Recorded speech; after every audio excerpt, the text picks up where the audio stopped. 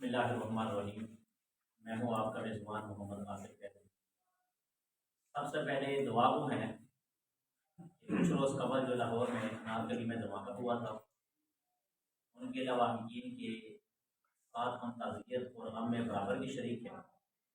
جو لوگ اس میں شہید ہوئے، اللہ تعالیٰ ان کی مغفرت فرمائے اور ان کے گھر والوں کو صبر عطا فرمائے، اور جو زخمی ہیں زیر علاج ہے ہسپتالوں میں یا گھروں میں ہیں، اللہ تعالیٰ ان کو صحت عطا فرمائے۔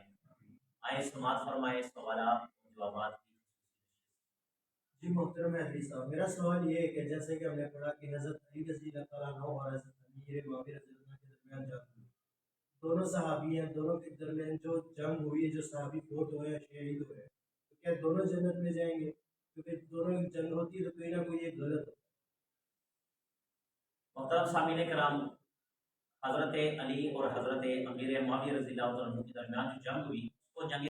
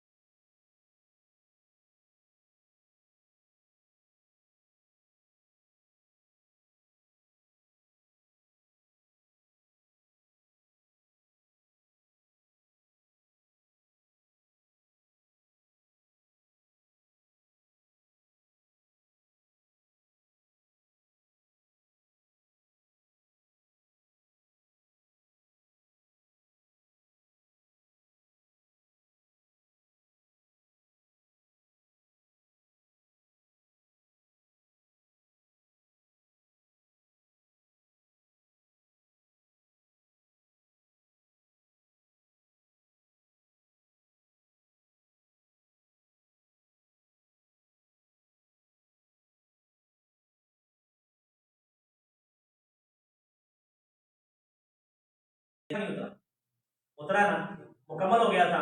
جب قرآن مکمل ہو گیا اور قرآن کے بارے میں اللہ تعالیٰ نے کیا فرمایا کہ ہم اس قرآن کے محافظ ہیں اور یہ قرآن لا ریب فیہ، اس میں شک کوئی نہیں ہے، اس میں کوئی شک نہیں ہے۔ اگر یہ قرآن نبی پاک صلی اللہ علیہ وآلہ وسلم کے بارے میں اترا ہے اور آپ کی زندگی میں جب اترا تو آپ کی زندگی میں صحابہ کرام کے بارے میں فرمایا رضی اللہ عنہم ورضوا عنہ کہ میں ان سے راضی ہوں، یہ مجھ سے راضی ہے۔ اور اس وقت صحابی حضرت علی بھی تھے، حضرت امیر معاویہ بھی تھے، اور اس وقت جو ان کے ساتھ جنگ میں شریک تھے وہ بھی صحابی تھے اور یہ بھی صحابی تھے۔ جب فیصلہ اس وقت ہو چکا کہ یہ جنتی ہیں، اس کے باوجود تیری اور میری کیا اوقات ہے ہم ان کے بارے میں کہیں کہ یہ غلط ہے یہ تھی۔ قرآن کی دلیل سمجھ آ گئی آپ کو؟ امید کرتا ہوں کہ یہ سننے والوں کی سمجھ آ گئی، ٹھیک ہے؟ تو یہ اور بھی قرآن مجید میں بڑی بڑی دلائل ہیں، بڑے بڑے دلائل ہیں۔ اس کے بارے میں اگر مزید کسی نے پوچھنا ہو وہ رابطہ کریں، ہم ان کے بارے میں مزید دلائل دے سکتے ہیں کہ حضرت امیر معاویہ اور حضرت علی کی دوران جنگ بھی تھی، یہ بھی جنتی ہے، یہ بھی جنتی ہے، کیونکہ قرآن مجید میں اور بھی بے بہا مواد پڑا ہوا ہے۔ تو اگر ایسی بات ہوتی تو نبی پاک صلی اللہ علیہ وآلہ وسلم پر آیت اترتی کہ یا رسول اللہ اس وقت جو مسلمان ہیں یہ مسلمان نہیں، جیسے کہ منافق کے بارے میں آیت اتری تھی عبداللہ بن ابی کے بارے میں، یہ منافق ہے، اگر وہ منافقت کرے اس کے بارے میں آیت اترے، اور حضرت علی اور حضرت امیر معاویہ رضی اللہ عنہ یہ دونوں اس وقت موجود ہو، ان کے بارے میں اللہ تعالیٰ آیت نہیں اتار سکتے؟ لہٰذا دونوں جلدی ہے اپنے عقیدے اپنے مائنڈ کو بالکل صاف کرنا. میرا سوال یہ ہے ہمارے نبی نے فرمایا جو شخص نماز نہ پڑھے وہ کافر ہوتا ہے. نبی پاک صلی اللہ علیہ وآلہ وسلم نے فرمایا کہ جو آدمی یعنی کہ حدیث میں نا کہ بین المسلم والکافر کہ مسلمان اور کافر کے درمیان کس چیز کی فرق ہے؟ نماز کی. اب دیکھیں یہاں پر جو کہا گیا کہ یہ کافر ہے، اس سے کون سا کافر مراد ہے؟ اس سے عقیدت کافر نہیں بلکہ عمل کافر ہے. عقیدہ اس کا جو بندہ نماز نہیں پڑھتا عقیدہ تو وہ ہے مسلمان ہے، اس نے کلمہ پڑھا ہوا ہے، مگر عمل کس کا کر رہا ہے؟ کافر نماز نہیں پڑھتا، کافر نماز کو نہیں پڑھاتا، کافر مسجد میں نہیں آتا، کافر نماز پڑھتا ہے نہیں وہ پڑھتا ہی نہیں ہے. تو جو بندہ نماز نہ پڑھے اس کا عمل کافر والا ہے، اس کو آپ کافر یہ نہیں کہہ سکتے، اس پر پکا مور نہیں لگا سکتے.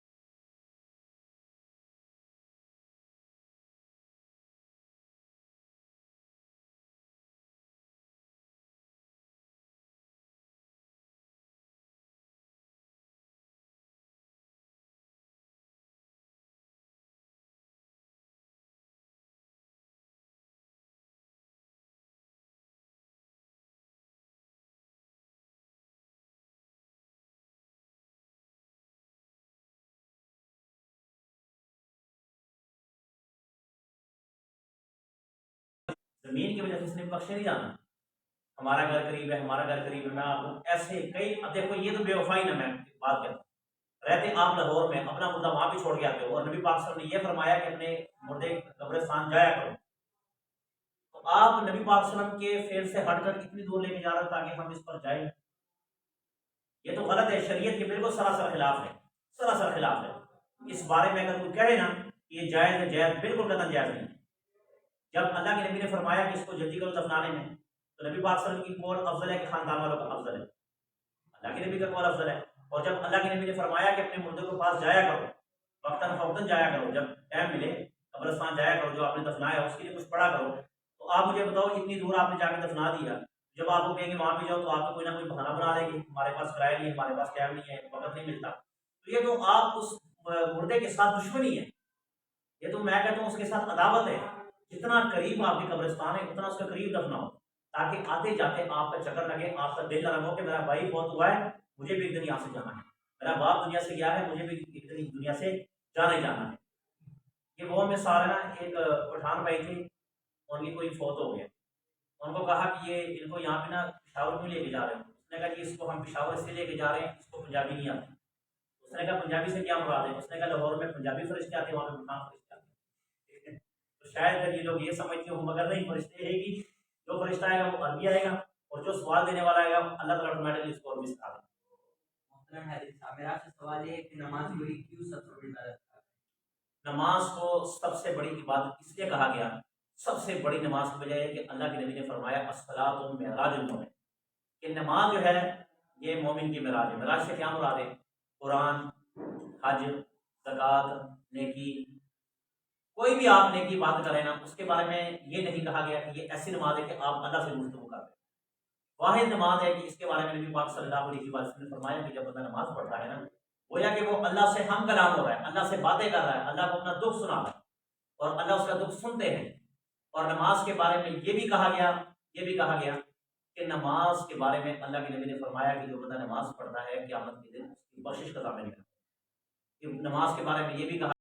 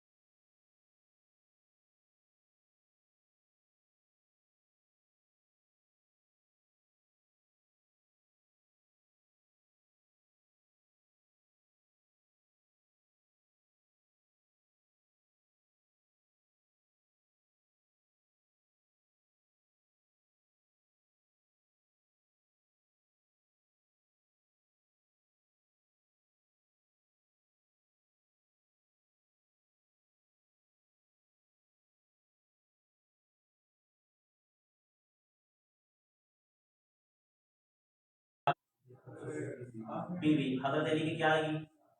والدہ لگی، ساس والدہ لگی، والدہ لگی.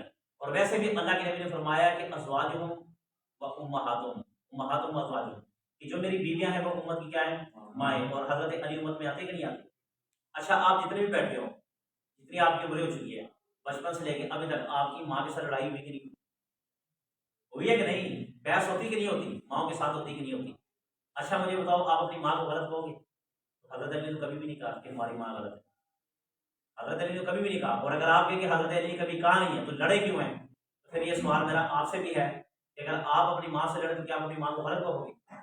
بھائی لڑتے وہاں پہ ہیں جہاں ہمیشہ محبت ہوتی ہے، ٹھیک ہے. اور اگر آپ کہو کہ جو کافروں کے ساتھ کیوں لڑتے وہ محبت نہیں، وہ نفرت ہے. اپنوں کے درمیان جو لڑائیوں پہ محبت کی علامت ہوتی ہے. اور حضرت علی اور حضرت عائشہ امی عائشہ کے درمیان جو لڑائی ہوئی ہے اس کو جنگ جمل کہتے ہیں. وہ لڑائی ایسی تھی کہ آپ قصاصاً حضرت عثمان کا قصاص لیں، وہ بھی اس بات میں بھی تھی کہ آپ حضرت عثمان کا قصاص لیں، اس بارے میں بھی تھی. اور اگر وہ درمیان میں دونوں کی لڑائی ہوئی ہے تو قرآن مجید فرقان مجید میں دونوں کے بارے میں کہا گیا ہے. اور حدیث پاک میں نبی پاک صلی اللہ علیہ وسلم نے ان کی تعریف بھی فرمائی ہے، ان کی تعریف بھی فرمائی ہے. یہ شہید ہے اور وہ نبی پاک صلی اللہ علیہ وسلم کی زوجہ محترمہ ہے. جو سب سے زیادہ اللہ کے نبی اگر بیویوں میں سے جس سے پیار کرتے وہ کون تھی؟ حضرت عائشہ. تو کوئی غلط نہیں ہے، گھر میں بھی لڑائی ہوتی ہے، بیٹا باپ سے لڑ پڑتا ہے، کیا ہم باپ کو غلط کہیں گے؟ اگر ہم غلط نہیں ہیں. میرا سوال یہ ہے کہ جب ہم نماز پڑھو چاہ رہا اگر دوسرے بعد ہم سلام کرتے ہیں یا ہم کھڑے ہوئے دوبارہ سجدہ صاحب کریں کہ دوبارہ نماز پڑھیں؟ دیکھیں آپ نماز پڑھ رہے ہیں 4 رکعتوں والی اور آپ نے تیسری رکعت کے لیے کھڑا ہونا تھا، آپ نے دوسرے رکعت پر سلام پھیر دیا، یہی پوچھ رہے نا، دوسرے رکعت پر سلام پھیر دیا، آپ وہیں پہ بیٹھے ہیں. آپ نے اگر کسی سے گفتگو نہ کی ہو یا آپ کا وضو نہ ٹوٹا ہو،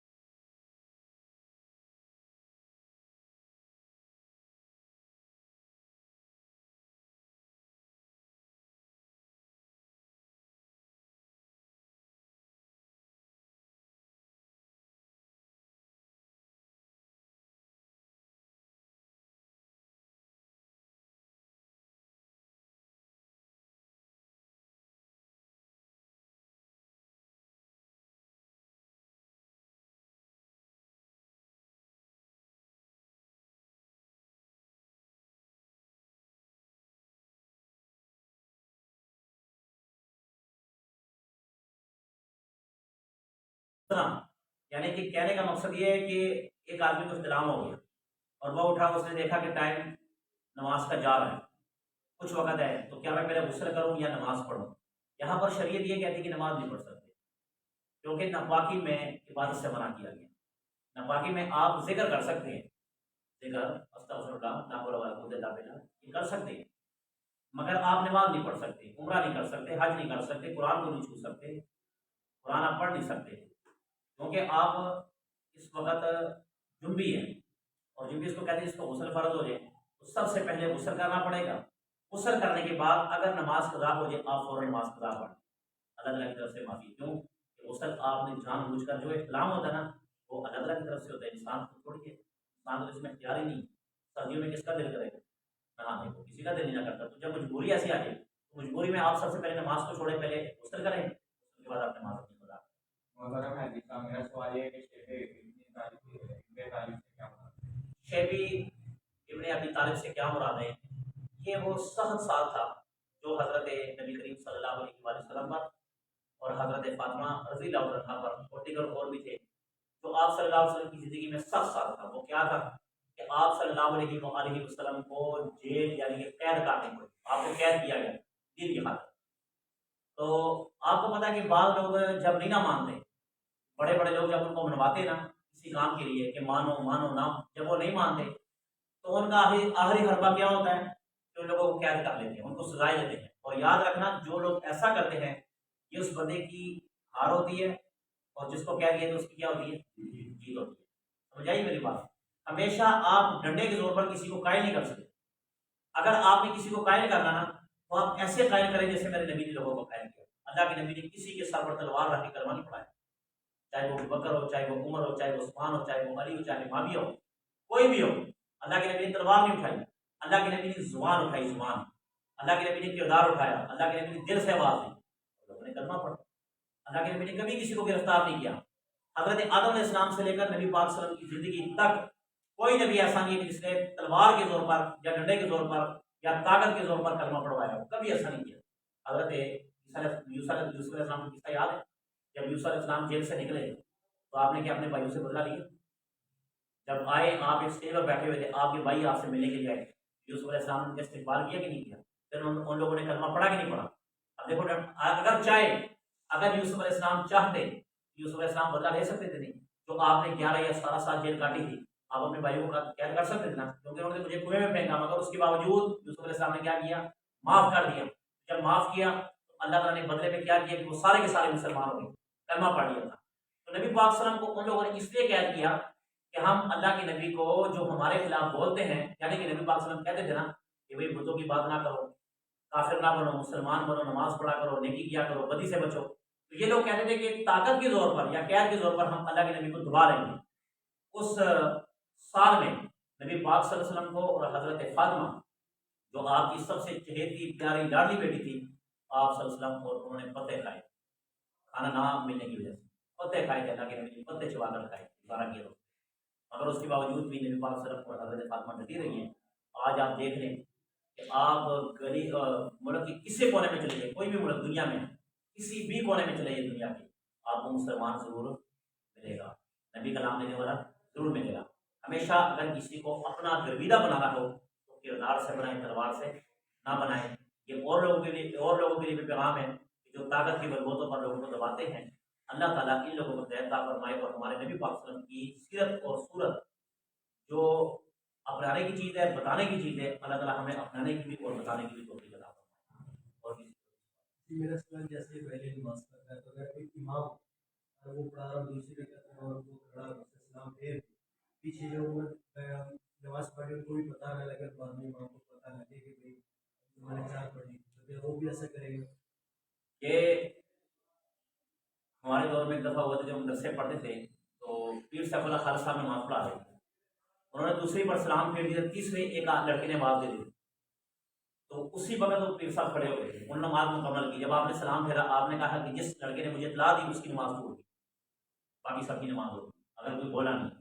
उन्होंने कहा सिर्फ ये लड़का बोला था, जो बोले वही बूढ़ा बोले, ये बोला था बेचारा, इसको दोबारा जाके वजू करना पड़ा और नमाज पढ़नी पड़ी। तो इमाम भी ऐसा करेगा। और अगर इमाम और मुक्तदी दोनों ने दूसरे रकअत पर सलाम फेर दिया और खामोश रहे, सीने नहीं हटे, गुफ्तगू नहीं की, वजू तोड़ने वाला कोई काम ने ऐसा किया हो, तो इमाम अगर सीना ना फिरा हो, अपने मुसल्ले पर बैठो, अचानक वो कह दे अल्लाह अकबर, जब खड़ा हो जाएगा तो कुछ ना कुछ लोग समझ जाएंगे, क्योंकि जब भी कुछ लोग होते हैं ना उसमें समझदार लोग जरूर होते हैं, पता ना, समझदार लोग समझ जाते हैं। तो जो लोग खड़े होकर उनके साथ नमाज पढ़ेंगे बगैर गुफ्तगू के, उनकी नमाज ठीक हो जाएगी। नमाज पढ़ने के बाद इमाम ऐलान करे और वो ये कहे कि किसी ने कोई बात तो नहीं की, तो अगर कोई कहे हमने बात नहीं की, सीना नहीं फेरा, वजू बरकरार है, बस नमाज सबकी हो जाएगी। और अगर वो कह दे कि हमने बात की है या कोई ऐसा काम किया जो नमाज के खिलाफ हो, उसकी नमाज मेरा सवाल है कि अगर 4 रकातें पढ़नी है और दूसरी रकात में अगर आदमी अशहदु अल्ला इलाहा इल्लल्लाह व अशहदु अन्ना मुहम्मदन रसूलुल्लाह, अब वो दुरूद भी पढ़ता है तो अल्लाहुम्मा सल्ली अला मुहम्मद व अला आलिhi वसल्लम को पढ़ लेता है, अब उससे याद है कि मैंने खड़ा है, अब जब वो खड़ा फिर नमाज मुकम्मल करता है, अब वो सजदे सब करेगा। एक ज़ाब्ता याद रखें, जब आप दूसरे 3 रकअत वाली नमाज पढ़ रहे हो, मगरिब की 4 रकअत वाली पढ़ रहे हो, ज़ोहर की, इशा की, तो अगर आप दूसरे रकअत पर बैठे हैं और आपने यहाँ तक पढ़ा अशहदु अल्ला इलाहा इल्लल्लाह व अशहदु अन्ना मुहम्मदन अब्दुहु व रसूलुहु, अगर यहाँ पर आके उंगली खड़ा करके आपने क्या होना, खड़े होना, آگے آپ نے پڑھا اللہم صلی علی محمد. جب آپ نے لفظ محمد پڑھ لیا نا آپ پر سجدہ سہو واجب ہو. لفظ محمد پڑھتے ساری آپ پر کیا ہو جائے گا؟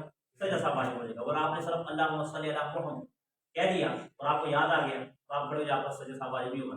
جب لفظ محمد صلی اللہ علیہ وسلم پورا کہہ دیں گے آپ پر سجدہ سہو کیا ہو جائے گا؟ واجب. کہ ہم نے ابھی ایک ہی سلام پھیرا اور یاد آ جائے کہ میں نے کھڑا ہوں سیدھا ہاں کھڑے ہو جائے سلام کو مطلب کرے آپ کھڑے ہو. اور اگر دوسری رکعت میں مثلا کچھ نہ پڑھا بھی بیٹھے بیٹھے کچھ نہیں پڑھا اس کو یاد آیا کہ میں نے کھڑا ہوں کچھ نہ پڑھے کھڑا ہو تب سجدہ صاحب کرے. اگر اتنی دیر بیٹھ گیا نا اتنی دیر میں 3 مرتبہ سبحان اللہ سبحان اللہ سبحان اللہ کہہ سکتے ہیں. اتنی دیر اگر وہ بیٹھا رہا اس پر سجدہ سہو واجب ہو جائے. اسی کے ساتھ اپنے میزبان مناسب حیدری کو اجازت دیجیے. تاج دار ختم نبوت زندہ باد. پاکستان زندہ باد.